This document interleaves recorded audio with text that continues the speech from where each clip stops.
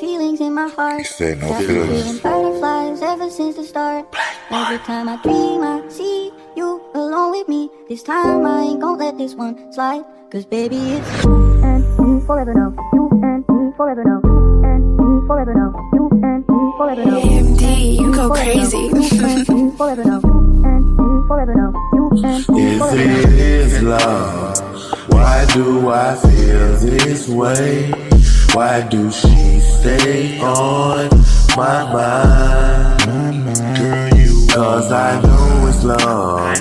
I want to stay with you. I want to love you till the end of time. Girl, you You on my mind like she used to be. Girl, you on my time like a wristwatch to me. Can't you see my feelings? Okay, as y'all know from one of the first stories out of my life that I dropped was when I robbed Shawty little cousin.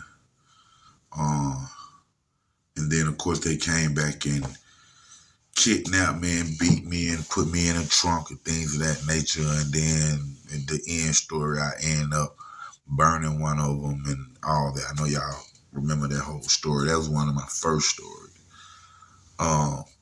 One of my most popular stories too. But let me tell y'all something that happened, you know, inside of all that. Well, his cousin that we had did that to, had caught slipping that night.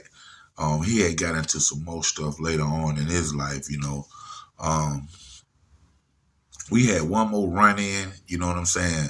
Up on the hilltop, he was up there, and I happened to come up there, seeing each other, and we both pulled out our knives.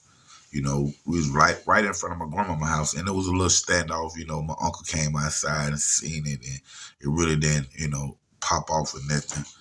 That was actually the day that my uncle told my mama that she needed to get some insurance on me because he didn't think I was gonna live to see like 19 or whatever. You know what I'm saying?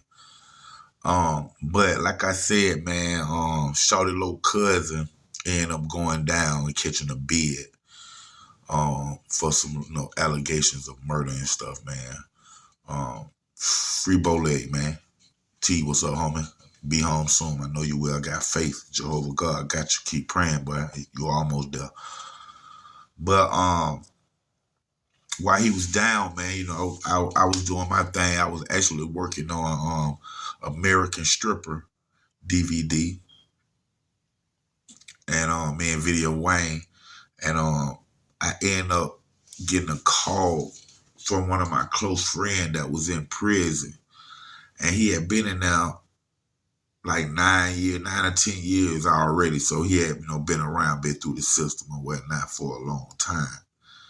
And I get a phone call from him, man.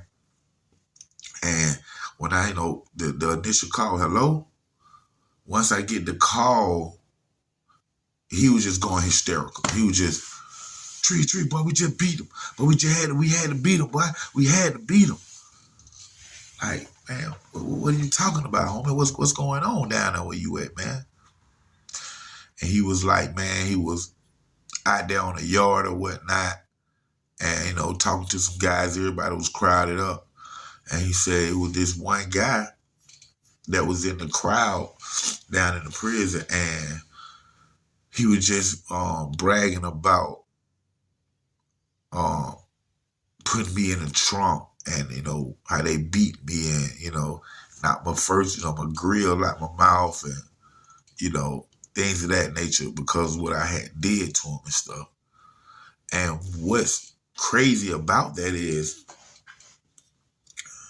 Holmes had been down. The guy, Shawty little cousin, had already been down for a few years, maybe anywhere between 4 and 6 years already. And me and him had talked. You know, he had reached out to me, and this was our first time talking since the whole incident happened. And he had, you know, he had gone away for, you know, his murder charge or whatnot. And he reached out to me because he was writing a book at the time. And he had heard about, the New Orleans Exposed DVD and the American Kids DVD with Young Money Records. Excuse me. So he had reached out to me, man, and we're trying to see which route to take, with his book, and seeing was it any type of way I can help him or consult with him, to take him down the right path, because he was writing a book, and actually it was a children's book, a kid's book, man. So we chopped it up, man. I told him, like, the avenues to take and what to do, what not to do, things. I can't really remember the conversation, but it was really just, he was calling, reaching out to me. He was working on a project which was a kid's book, and I was in the film industry and into publishing and the copyrights and things of that nature. So he just reached out to me and asked me for my help, man. And of course, which I did that, man. And we both had talked about the past and apologized and things of that nature, man. I remember recently when I just talked to him not too long ago, he had told me, man, he had said, man, I wish that we had met each other on a whole nother accord, man, because, man, you really a stand-up guy, a cool guy, and things of that nature, man. And I felt the same and feel the same way about him, man. I wish that we would have met in another, time, you know what I'm saying, in our life, or something like that, man, because him himself is a stand-up guy, great personality, great sense of humor, and things of that nature. But I didn't get a chance to learn that about him, and he didn't get a chance to learn that about me, of course, until he's down for his murder charge and things like that, man. But I have this one friend, close friend of mine that I grew up with, calling me, telling me now that the same guy that I talked to, a year prior to this phone call, that they had to beat him bad down in prison because he was down there bragging about what he did to this dude named Dontree Snocks. And see, that's the thing. That's what I can say is, y'all do something to me, man.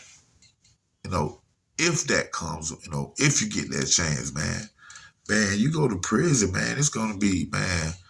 It's gonna be hell for you, bro. And I'm being honest, man. It's gonna be hell for you, bro. Like, real talk, man. They gonna see about you. They're just straight up. My partners, them gonna see about you, man. And it's a lot of them ain't coming home, so they don't got nothing to lose, really. You know what I'm saying? Dude down there walking around and don't kill their partner right here in my face. Come on, man. I know what I do. I had 2 life sentence plus 20 years, or 3 life sentence plus 30. And y'all come down there, or somebody come down there for robbing my partner and just think he gonna walk around like that? No, man. But he telling me that, dude bragging, man, about putting me in the trunk and beat me, man, and stuff like that, man. And I couldn't believe it, man. Then he had his partner was in the background, man. It was like 3 of them. And it was like they was going crazy, man. I was like, hey, man, Lord, man, for real? He was like, yeah, man, dude just consider him like that. Just tell her what he done to you, man. And, we weren't going to do that to him, man. So I'm like, bet, man, like that. And then, of course, he was like, man, you got anything, you put on my book, boy, I need you. I'm like, yeah, I got you, man. And shot him something down. You know what I'm saying? The crazy part about this story is my partner who called me, see, he didn't know that me and Holmes had done squashed that beef. You know what I'm saying? And then you gotta think about it. I shot their cousin, Shawty Lowe, homie who in jail for the murder, and then it's another cousin, that was involved with kidnapping me and stuff that I ended up burning and stuff, man. And all of us had done squashed that stuff, man, and grew up and moved on from it, man. It was tick for tack, and everything was on a squash note, man. You know what I'm saying? But my homie, he didn't know that. My homie in prison, he didn't know that. So once he told me that, man, I did shoot him a little money because I know he was hurting or whatnot. But I ended up picking up my phone, man, and I ended up calling shorty little cousin down in the prison, man, who kidnapped me and stuff. And once I got him on the phone, I was like, "Hey, bro, what's going on? How you doing, man?" He was like, "I'm doing good, Trees. You know, how you been, man?" I'm like, "Man, one day at a time, man. You know, praying for you, man. You know, hope everything turn out for you, things of that nature. You know, like, man, I thank you for that, man." He was like, "What's going on, man? You know, what gives me the pleasure, you know?" And I was like, "Man, you know, I got a partner named such and such, man. He down there with you, right?" He was like, "Yeah, man, yeah, I know Lil Holmes, because he a little older than us." So he like, "Yeah, man, I know Lil Holmes cool, man." And then he said he was cool. Like, "Oh, for real?" He was like, "Yeah, Holmes cool, man." So right then when he's saying that Holmes cool in the way he's saying it, I already know it's a BS in the game. You know what I'm saying? So I'm like, "Hey, but check this out. Holmes told me, man, that you were down there bragging about what you done to me, the kidnapping and how you tortured me, beat me, and just whatever, man. And like, bro, I thought you had nothing changed, man. You know, from the book, man. I read the book, listening to you talk, man. You know, us apologizing, man. I really thought that your heart was sincere on the things that you was saying to me, man." And he was like, "What, Tree? Hey, Holmes, my word is my word, man. I'm gonna tell you this, man. Ain't not one person down here in this prison gonna put their hands on me and will, Trees." I'm like, "What?" And I can tell in his voice he meant that, man. Cause Holmes about here being it, man. And I said, "What?" He said, "Yeah, man, Trees, ain't nobody down here finna even think about putting, boy, I wish somebody would, man." Then he said, "Holmes said that for real?" I said, "Yeah, man, that's what he told me, man. I just got a phone call 10 minutes ago. That's what he said, bro." Man, when I said that, man, he started talking to his partner in the background, man. He said, "Hey, man, guess what, man?" He like, "What?" He like, "Man, I'm just getting a call from the outside world, man. And the outside world just called in here and told me, man, that I'm in here bragging about some old stuff I done, man. And some of the dude who I did it to, people heard it and beat me down in him, man, bloody, man. Dude in the background laughing, bro.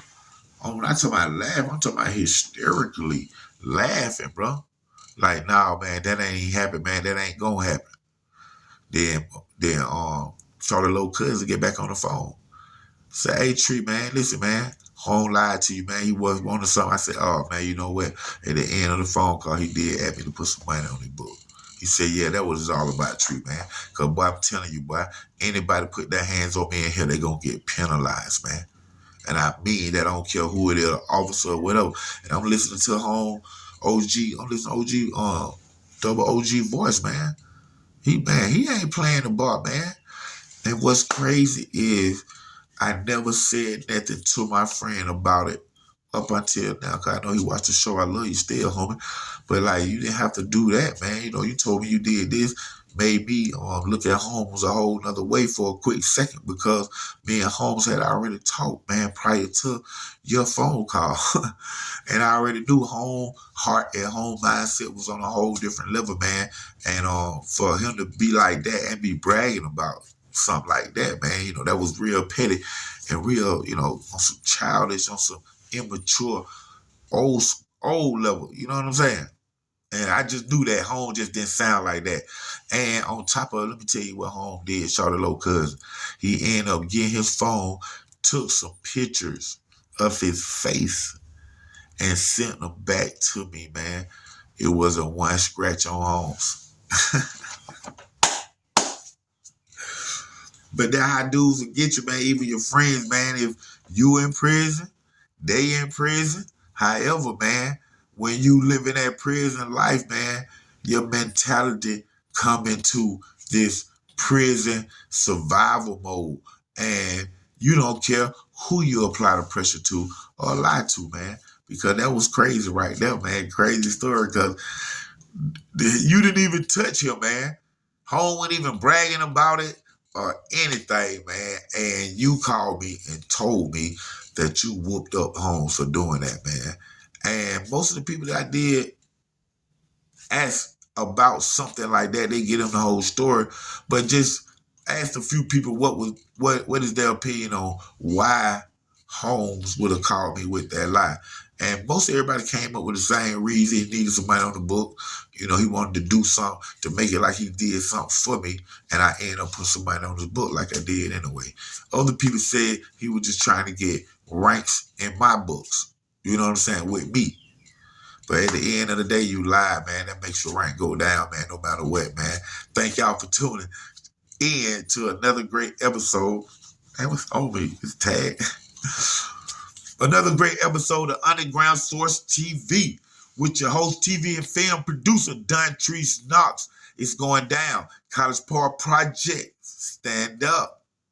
Yes, I'm feeling guilty, but the taste is so great. So toot your ass in the air and put the pussy in my face. Wasting no time as you take off your clothes, licking on your neck and kissing on your toes. I don't deserve her, of course I don't deserve you, but I prefer you. So what you really wanna do? Step inside my circle, pulling up like Steve Urkel. Yeah, I do that because the nigga's not verbal. If it isn't love, nigga, tell me what is it? You living too live or too wide, that's the business. Isn't love, does it take for me to be with you all the time?